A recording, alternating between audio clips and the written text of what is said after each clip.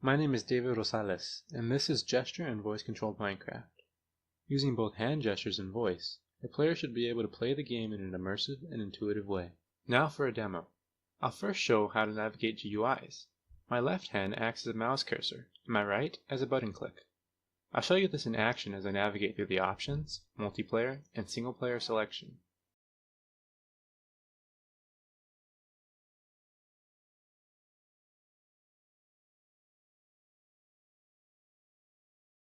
Once in the game, you can look around with your right hand and move with your left.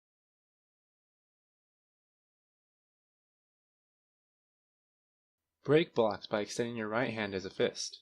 There's an issue when interfacing with Minecraft that makes long clicks difficult to sustain. Because of this, you might notice that the breaking will reset occasionally. Voice commands can be used to open and close inventories and menus, as well as select a slot in the hotbar.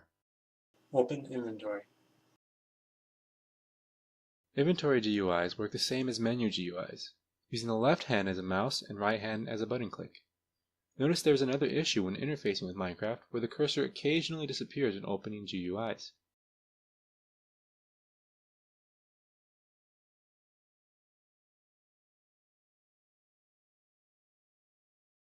Close inventory. Slot 2.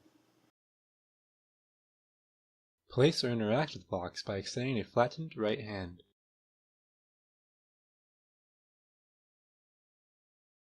Using these controls, a user can play Minecraft somewhat competently, with a sufficient enough control coverage to make all interactions within the single-player game possible. Gesture and voice-controlled Minecraft was created using the Leap Motion sensor in its SDK for detecting hand gestures, and Google Cloud Speech for recognizing voice commands. Outputs from these were then fed into MinecraftForge for interfacing with Minecraft. All code was written in Java. The controls, although intuitive, had a very steep learning curve because of the non-natural resting position. Because of this, I created a visualization of hand position to help ease a new user into locating the resting positions where their hands do not do any actions within Minecraft. Another difficulty I faced was with voice recognition, where I learned not to trust the output of the Google Cloud Speech API, especially with numbers. I had to checker both 1 and 1. Some words also would never come back correctly, like 4. After handling the tricky case of onboarding a user and non-deterministic voice inputs, Gesture and voice-controlled Minecraft was definitely playable. It had a somewhat comparable control scheme in terms of the speed and responsiveness of the player's actions. When thought of in the original goal context, as a control scheme for a VR game, once a player has understood and mastered the controls, Gesture and voice-controlled Minecraft helps to improve immersiveness.